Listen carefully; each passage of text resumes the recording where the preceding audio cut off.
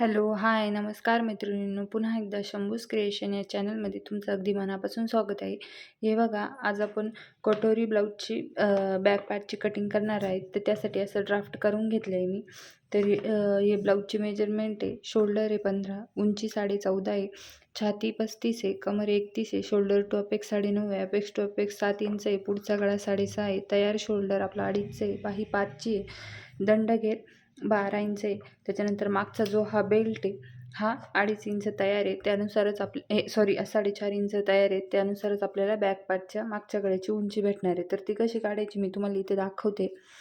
तर हे बघा, आपली ब्लाऊजची उंची आहे 14.5. तर 14.5 मधून आपल्याला मायनस करायचं आहे हा बेल्ट. म्हणजे हा बघा, हा बेल्ट आहे ना, या बेल्टची ती मी इथं घेतली लेंथ. तर बघा किती, तो 4.5. तर 4.5 याच्यातून मायनस करायचं आहे. तर खाली किती उरलं, 10 इंच. मागचा गळा किती झाला, मागचा गळा आपला 10 इंचाचा झाला. मागचा गळा 10 इंच. त्यानंतर तयार शोल्डर 2.5 इंच आहे आपलं. त्यानंतर गळ्याचा आकार देखील मागचा राऊंडच आहे. हे मेजरमेंट कशासाठी लागणार आहे, तर आपल्याला बॅक आणि फ्रंट दोन्ही डीप नेक आहे, त्यामुळे आपल्याला लागणार आहे ते शोल्डर मायनससाठी. तर इथं आपण शोल्डर -4 देखील बघून घेऊ, किती मायनस होते ते देखील बघू, म्हणजे आपण डायरेक्ट मार्किंग करून घेऊ. तर मी इथं तुम्हाला चार्ट दाखवते.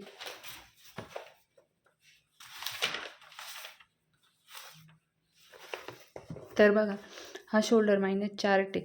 2 इंचापासून ते 2.25 पर्यंत हा चार्ट चालेल. तर बघा, आपण मागचा गळा आपला किती आहे, 10 इंच आहे. हे बघा, इथं मागचा गळा किती, 10 इंच. तयार शोल्डर 2.5 आणि गळ्याचा शेप कोणता आहे, गोल. तर हे बघा, 10 इंच कुठे येते, हे बघा इथे येते 9 ते 11 मध्ये 10 इंच. Ready shoulder 2.5 inch. नेकचा पॅटर्न आपला राऊंड नेक. तर किती मायनस होत आहे, 3 इंच मायनस होतं आहे आपलं बॅकमध्ये. तर इथे मी लिहून घेते 3 इंच. फ्रंटचं पण बघून घेऊ. तर फ्रंटचं बघा, तर पुढचा गळा 6.5 आहे. तो कुठे येतोय, हे बघा इथे येतोय 6.5. तयार शोल्डर 2.5. गळ्याचा आकार गोलच आहे. तर हे बघा, फ्रंटमध्ये आपलं 2 इंच मायनस होतं आहे. तुमचं ज्या लाईनमध्ये येतं आहे, तुम्हाला ती लाईन इथं चेक करून घ्यायचं आहे. बा इथं नेक डीप आहे, रेडी शोल्डर आहे, नेकचे पॅटर्न आहे. ह्या पॅटर्नमधून तुम्हाला जो पॅटर्न असेल त्या पॅटर्न पुढचं मेजरमेंट घ्यायचं आहे. चला आता आपण बॅक पार्टची कटिंग करू, ड्राफ्टिंग करू. त्यानंतर फ्रंट पार्ट ड्राफ्ट करू, मगच कटिंग करू. अगोदर आपण बॅक पार्टची याच्यावर मार्किंग करून घेऊ.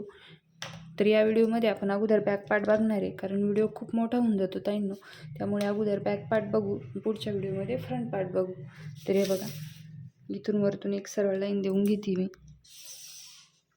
त्यानंतर आपल्याला शोल्डर टाकायचे. तर हे बघा, आपलं शोल्डर किती आहे, 14.5. 14.5चं निम्मं किती, शोल्डर किती आहे आपलं, 15 इंच आहे. 14.5 आपली उंची आहे.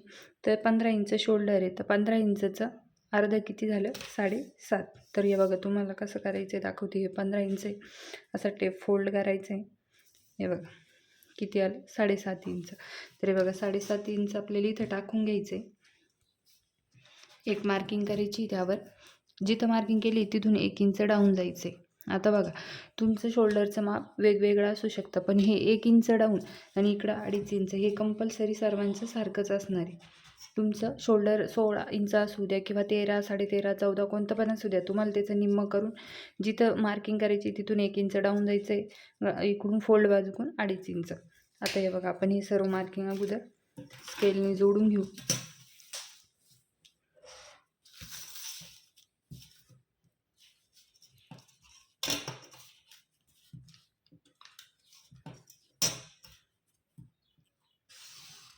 त्यानंतर बघा, इथून आपल्याला आर्महोलची मार्किंग करावं लागणार आहे, तेव्हाच आपल्याला छातीची लाईन भेटेल. तर त्यासाठी आपल्याला आर्महोलचा चार्ट बघावा लागेल. हा बॅक पार्ट आहे, बॅक पार्ट पण आपला डीप आहे, तर आपल्याला डीप नेकचा चार्ट बघावा लागेल. मी तुम्हाला इथे चार्ट दाखवते. ते बघा, हा पॅक नेक आहे. हा पॅक नेकसाठी वापरायचा, पॅक नेक, बोट नेक. आणि हा डीप नेक, डीप नेकसाठी हा वापरायचा. आता तुम्हाला डीप नेक समजत नसेल तर 5.5 इंचापासून आपलं डीप नेक असतं पुढे, आणि 5.5 म्हणजे 5च्या आत आपलं पॅक नेक असतं, समजलं. तर हे बघा, आपली चेस्ट किती आहे, 35. तर कोणत्या लाईनमध्ये येते, दुसऱ्या लाईनमध्ये येते. हे बघा, आपली छातीचं माप येते दुसऱ्या लाईनमध्ये. 35 भागिले 6 करायचे. याला त्याच्यानंतर त्याच्यामध्ये प्लस करायचे 35 भागिले 6, त्याच्यात प्लस करायचे 0.5 म्हणजे किती 6 इंच आणि 3 त्याच्यावरती 6.33 म्हणजे 3.25च्या वर एक लाईन घेतली किंवा 3.25 घेतलं तरी चालेल.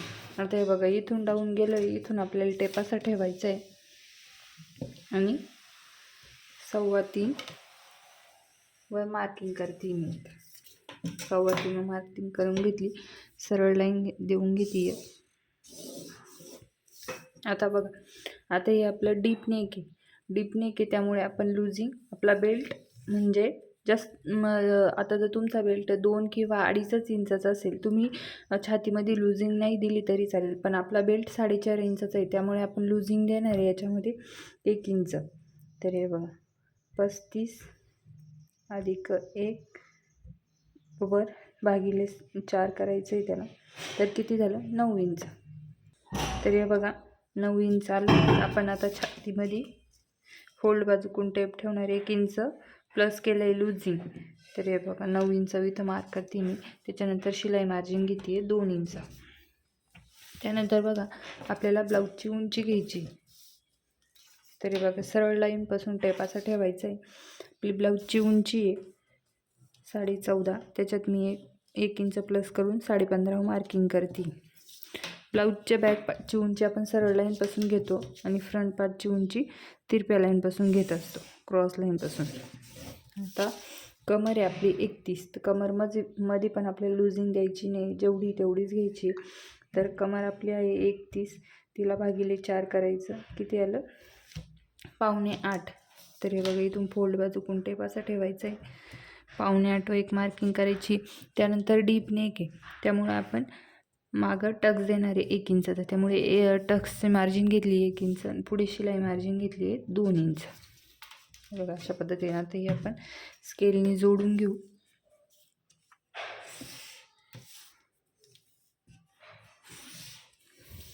नंतर बघा आपल्याला आता इथे शोल्डर मायनस करावं लागणार आहे. तर बॅक पार्टला आपलं शोल्डर किती मायनस होते आपण अगोदरच करून घेतलं आहे, ते किती मायनस होतं इथे. तर हे बघा बॅक पार्टला आपलं शोल्डर मायनस होतं आहे 3 इंच. हे बघा आपण मेजरमेंट मी तुम्हाला व्हिडिओमध्ये अगोदरच दाखवले.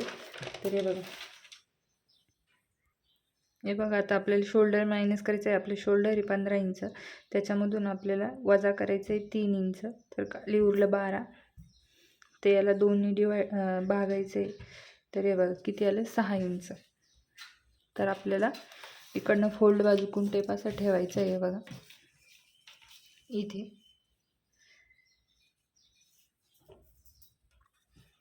6 इंच एक मार्किंग करायची.